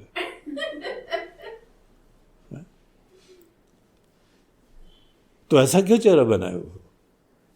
तुम भगवान को देख रहे हो ना। अगर तुमको भगवान के प्रति भावना ही नहीं होगा, महत्व ही नहीं होगा, तो क्या होगा कि आज देखने के उपरांत भी सब केवल अपने लिए करोगे। जब तुम्हारे लिए कोई फायदे की बात आएगी तभी ये जो है ना चांद सा मुखड़ा चमकता है, अन्यथा अमावस की रात होती है, चमकता ही नहीं है। कभी पूर्णिमा होती है तुम्हारी कि जनरली अमावस में चलती है? ऐसे डिप्रेस्ड, डिस्पोंडेंट, निरुत्साहित ऐसे लोग भगवान को देखने पे नहीं होते। इतनी बात को सिद्ध करना चाहिए प्रयास से। जब जब मन थोड़ा डिप्रेस हो फिर सोच, अरे भगवान है, आवाज निकलनी चाहिए, भगवान है। और उससे क्या होना चाहिए? अमावस से पूनम। अरे मुस्कुराओ, सामने भगवान है। Smile, you are in India. Smile, प्रसन्न, भगवान खड़े हैं। जड़ चीजों के पीछे भगवान ही संचालक हैं। जब भगवान का स्मरण आपके चेहरे में कांति उत्पन्न कर दे, प्रसन्नता, ऐसी प्रसन्नता जो गिने चुने बस राग के विषयों को देख के आता है। किसी माता पिता का संतान आ गया, बेटा आ रहा है, कैसी गर्भ में विचित्र आवाज निकलती है गहराई से।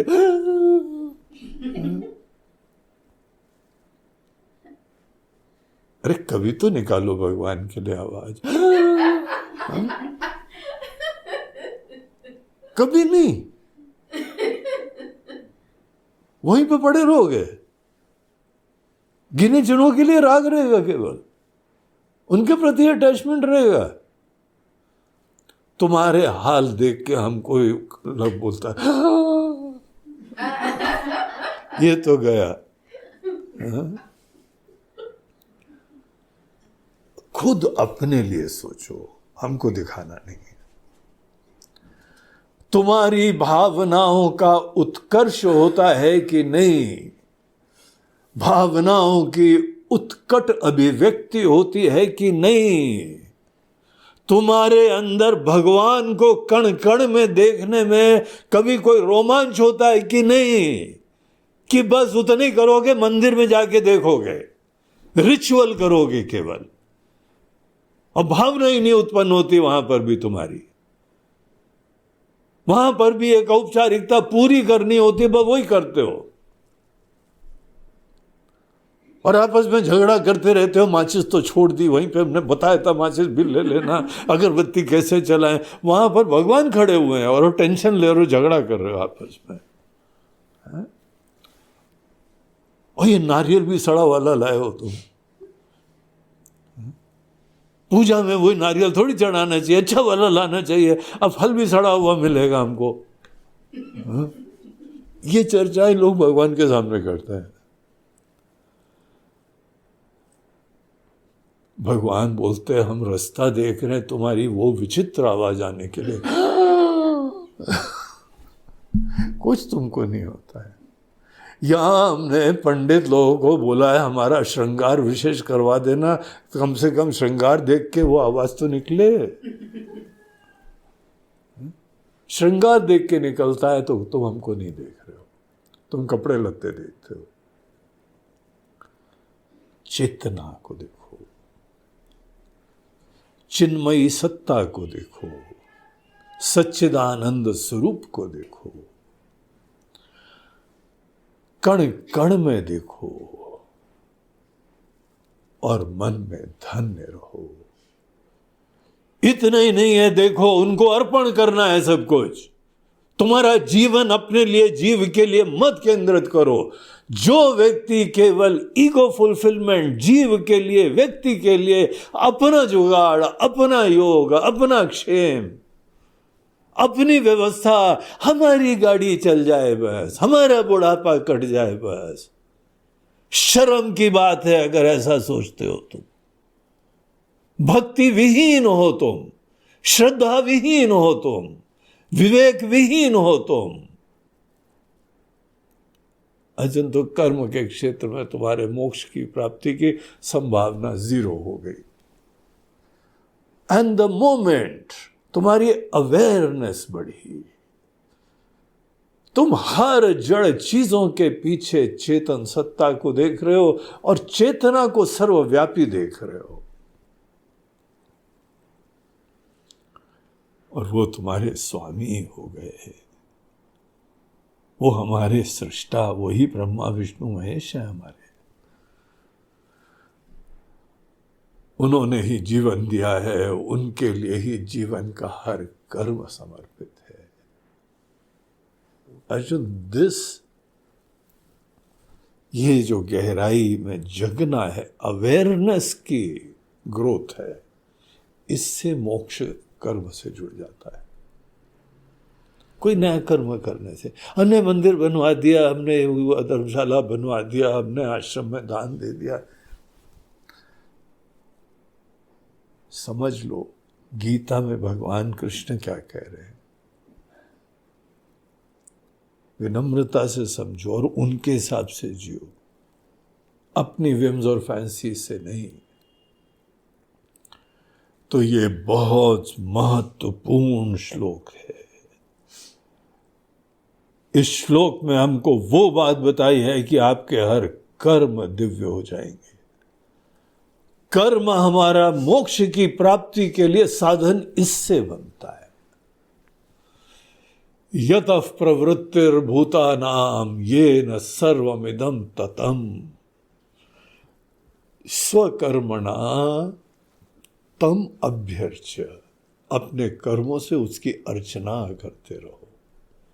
अरे जी करना, वो सोचना क्या पड़ता है, अपने सुख अपनी चिंता छोड़ के बस भगवान बेस्ट पॉसिबल करा है हमने, और जिसने हमको दिया है, जिसने हमको बनाया है, वो खुश हो जाए बस।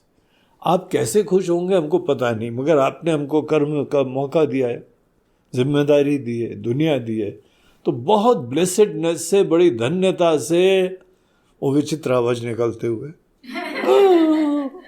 वही वाली धन्यता से फिर हम ये काम कर रहे हैं। प्रत्येक कर्म भगवान को अर्पण करते चलो बस। और तुमको जी को लड्डू पेड़ा बोलते, लड्डू पेड़ा भी दे देना अगर होता है, जब बनाओ।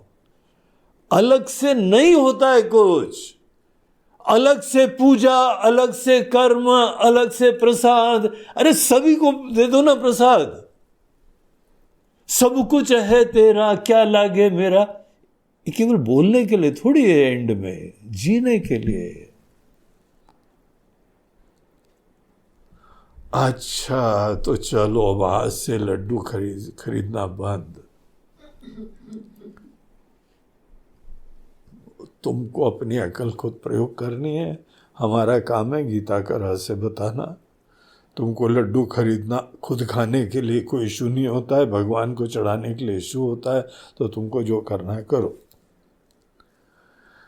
लेकिन जब तुम्हारे मन में भगवान के प्रति भावना होगा तो जो करोगे उनकी खुशी के लिए करोगे। अर्जुन, जब आदमी प्रत्येक कर्म में उन्हीं का स्मरण कर रहा है, भाव से कर रहा है, सर्वस्व देख के कर रहा है।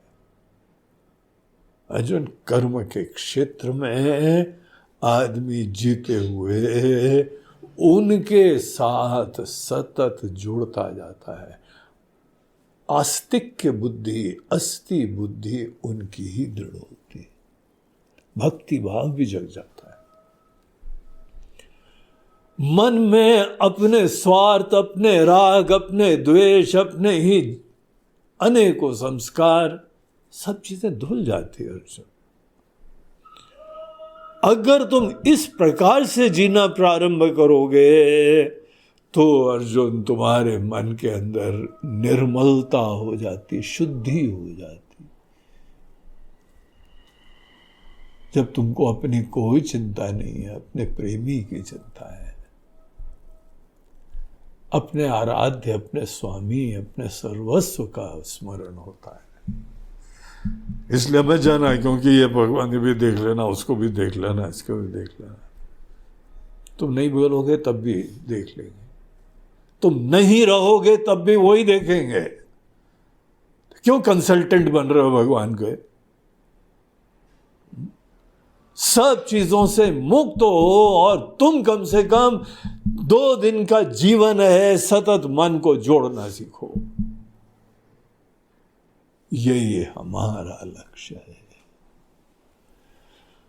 बहुत सुंदर श्लोक है। भगवान यहां आश्वासन देते हैं कि अगर तुम इतना कर लोगे, सिद्धिम विंदति मानवः, मनुष्य जो है एक बहुत बड़ी सिद्धि की प्राप्ति करेगा।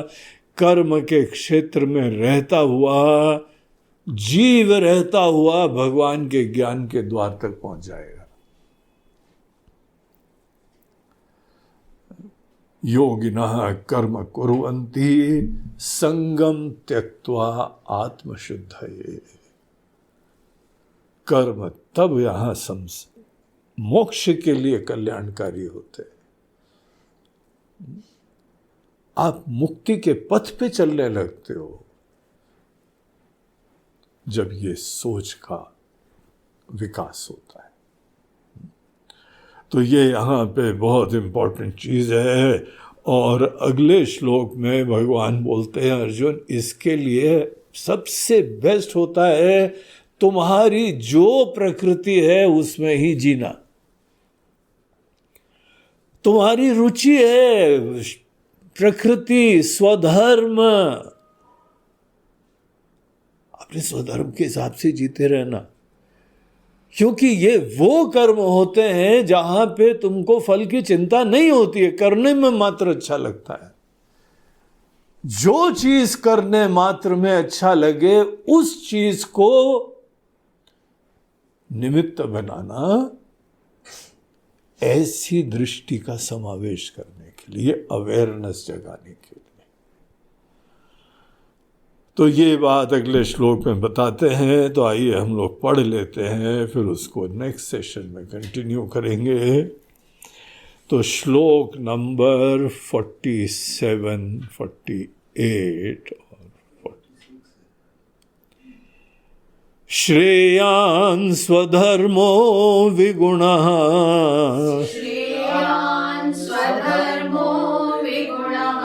परधर्मात् स्वनुष्ठितात्, स्वभावनियतं कर्म, कुर्वन्नाप्नोति किल्बिषम्,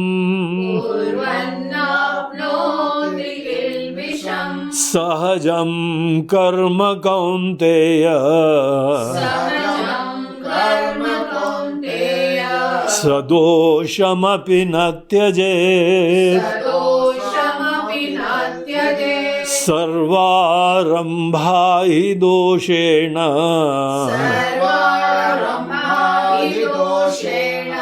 धूमेग्नाग्निरिवावृता।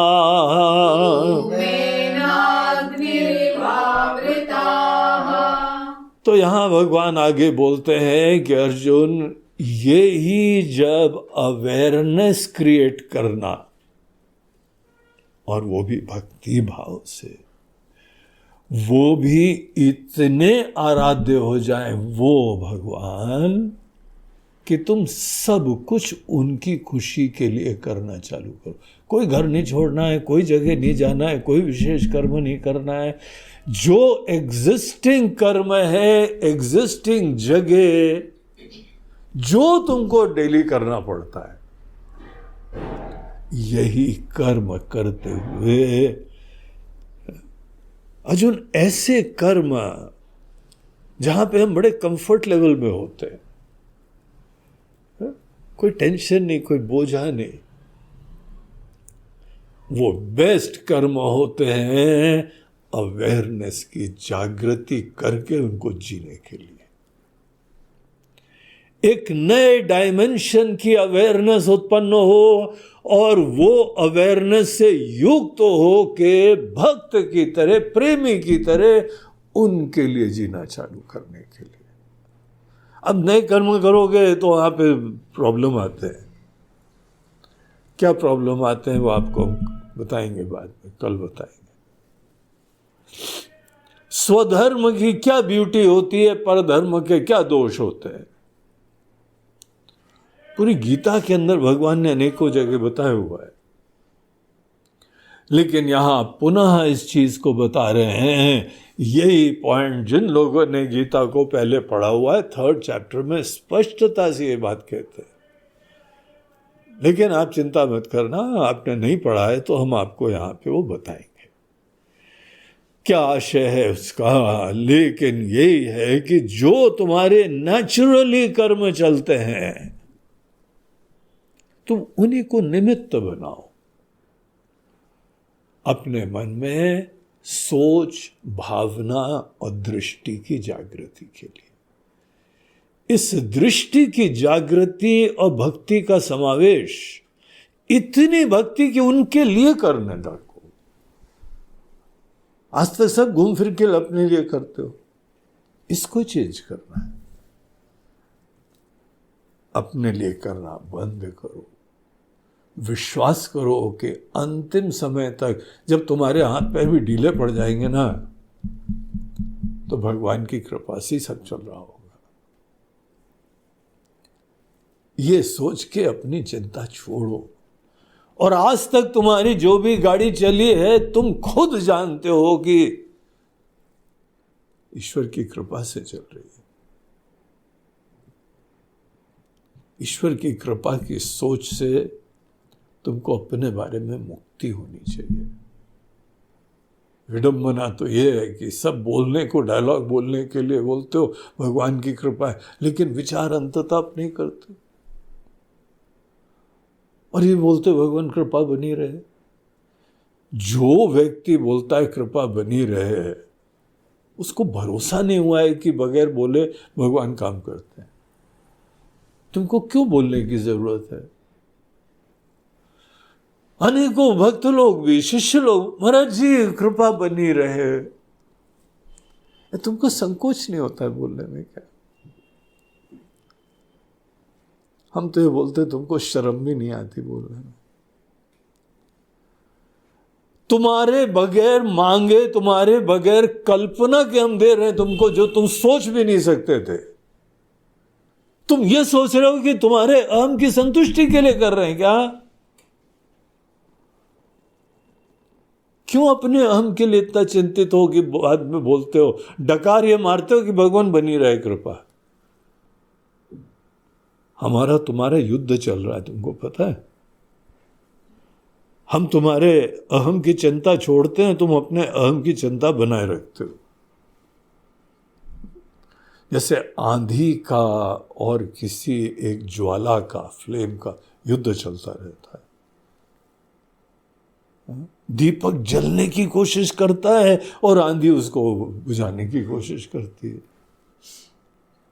कई बार प्रवचन में हमको यही लगता है, हम वो आंधी हैं जो एक दीपक को बुझाना चाहते हैं। बुझाना मतलब ये नहीं हम आपको खत्म करना चाहते हैं, हम आपकी अपनी चिंताओं से आपको मुक्त करना चाहते हैं। ये अवेयरनेस की तो दुनिया है।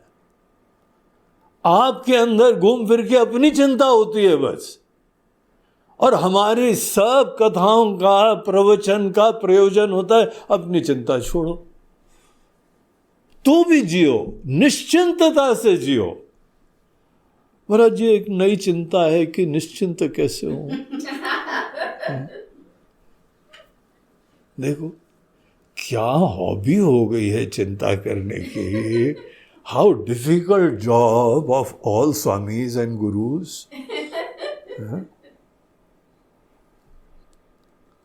आप अपनी चिंता छोड़ो, भगवान पे भरोसा करो। ऐसी याद कर करके कि जब हम असमर्थ हो जाते हैं, आप जब बीमार हो जाते हो तो तुम गाइड करते हो क्या? तुम डॉक्टर को बताते हो, तुम परिवार के लोगों को बताते हो।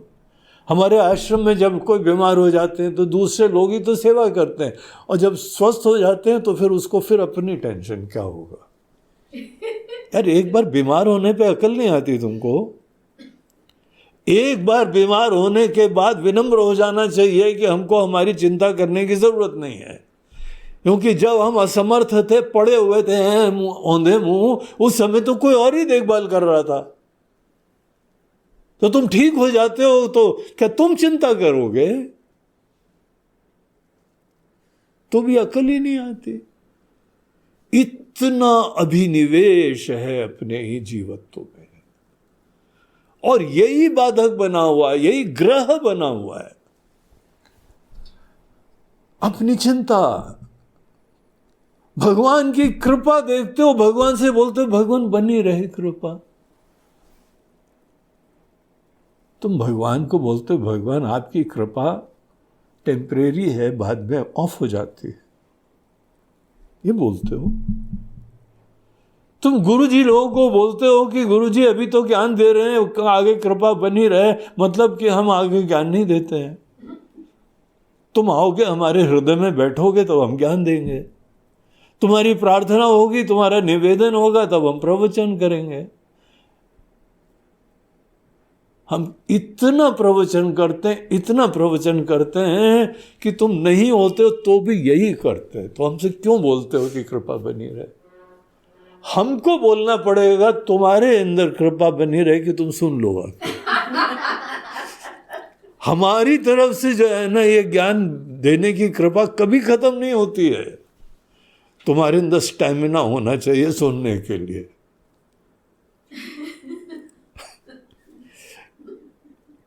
तुम्हारी कृपा बनी रहे। हमारी कृपा की क्या बात है, तुम्हारी कृपा बनी रहे। इसीलिए सोचो, अपनी चिंता कितनी बड़ी बाधक है। शनि देवता, राहु देवता की चिंता मत करा करो। तुम्हारे अंदर ही सब भयंकर जो है ना ग्रह विराजमान है, जो ज्ञान आने ही नहीं देते। अपनी चिंता, हमारा जीवन कट जाए, हमारी जो है बुढ़ापा कट जाए, शर्म आनी चाहिए। अगर किसी में अपनी चिंता है, भगवान के रहते रहते कौन सा जानवर सोचता है, कौन सा पक्षी सोचता है? कोई नहीं सोचता है। ये बुद्धिमान इंसान टेंशन करता है। ये बुद्धि है कि बुद्धू हो? जो व्यक्ति अपनी चिंताओं में ग्रसित रहता है वो मूर्ख आदमी है, मोहित इंसान है। और जब तुम अपनी चिंता खत्म करोगे तब तुम्हारा अपना विकास चालू होगा। अर्जुन, ये काम करने के लिए अपने एग्जिस्टिंग स्वधर्म को ही पकड़ना चाहिए, क्योंकि they are my comfort zone. यही बात यहां कहते हैं, श्रेयान स्वधर्मो विगुणा परधर्मा स्वनुष्ठितात्। अब इसका रहस्य आपको हम और बढ़िया अगले सेशन में बताएंगे। नमः पार्वती पते हर हर महादेव। नर्मदे हर, बोलो गंगा मैया की जय। आज का ये ज्ञान यज्ञ के यजमान 3 है। अब देखिए, श्राद्ध पक्ष चल रहा है। अब धीमे धीमे अनेकों को याद भी आ रहा है, अरे जी हमारे वहां पर भी एक श्राद्ध करना है, इनको भी, हमको भी सेवा देनी है। अच्छी बात है, कोई हर्जा नहीं है।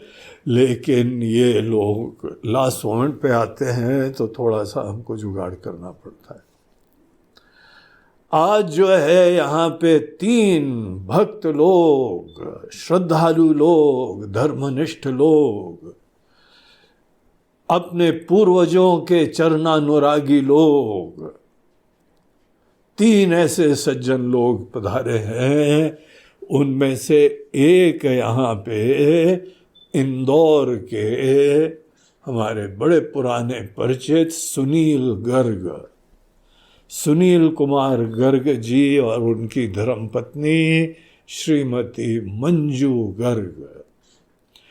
वो लोग सुनील के स्वर्गीय माता और पिताजी, उनके ही श्राद्ध के पर्व पे, उनके पिताजी थे गिरधारी लाल गर्ग। बड़े सरल और स्नेही व्यक्ति थे, श्रद्धालु व्यक्ति थे। और उनकी माताजी थी सुशीला देवी गर्ग, बड़ी डायनेमिक, उत्साही, समाज सेवी, परिवार के निर्माता। बिजनेस को भी फाउंडेशन से उन्होंने बनाया, उतार चढ़ाव। तो दोनों का बड़ा आशीर्वाद पूरे परिवार पे बरस रहा है। आज सब लोग और विस्तार को प्राप्त कर रहे हैं, खाते पीते हैं, लेकिन सब उनकी कृपा बरस रही है। तो जिन लोगों की कृपा बरस रही है, ऐसे ही अपने पूर्वजों का स्मरण करते हुए उनके श्राद्ध अर्पण कर रहे हैं, उनके लिए भी प्रार्थना कर रहे हैं, उनका स्नेह आशीर्वाद पूरे परिवार पे बना रहे, और ईश्वर से भी प्रार्थना करते हैं कि उनके ऊपर सतत आशीर्वाद भी बना रहे। तो ये प्रथम सज्जन थे। दूसरे हैं अहमदाबाद के निवासी श्री दिनेश पंड्या और उनकी धर्मपत्नी बोलने की जरूरत नहीं है, पत्नी ही पर्याप्त है। जिसकी अधर्म पत्नी भी होती है वहां बोलना पड़ता है कि केवल धर्म पत्नी, इनकी एक ही है, हाँ? तो वो जो है उनकी पत्नी हर्षा पंड्या, दोनों जो है बड़े सेवा भावी। उन्होंने अपने ही माता पिता की खूब सेवा करी और दोनों अब दिवंगत हो गए, दोनों स्वर्गवासी हो गए और बड़ा आशीर्वाद पूरे परिवार को मिल रहा है। उनके पिताजी श्री दलपत राम पंड्या और उनकी माताजी थी मुक्ता लक्ष्मी पंड्या। और ये दलपत राम पंड्या, मुक्ता लक्ष्मी पंड्या, ये दिनेश के माता पिता हैं। और साथ साथ आपको और भी बता दें, हमारे आश्रम में स्वामी अमितानंद जी हैं, उनके भी माता पिता हैं। अब आपके अंदर कनेक्शन धड़ाधड़ चल गए होंगे। हाँ, दिनेश इनके भाई है। तो वो दिनेश अपने ही परिवार का पूरा देखो परंपरा का पालन कर रहे हैं और ये उस संसार गृहस्थी आदि से मुक्त होकर भगवान के लिए समर्पित हैं। और उनके आशीर्वाद से उनका बड़ा स्नेह रहा, बड़ी प्रसन्नता रही, उन्होंने बड़ी खुशी जाहिर करी जब भगवत ज्ञान के लिए समर्पित हुई। तो ऐसे माता पिता थे जो इस कार्य के लिए प्रसन्न हुए और आशीर्वाद दिया। और उनका ही श्राद्ध जो है वो यहाँ पे करने के भाव से दिनेश और हर्षा भगवान से उनके भी मंगल की कामना करते हैं और उनका पूर्वजों का आशीर्वाद परिवार पे सतत बना रहे, उसके लिए भी प्रार्थना करते हैं।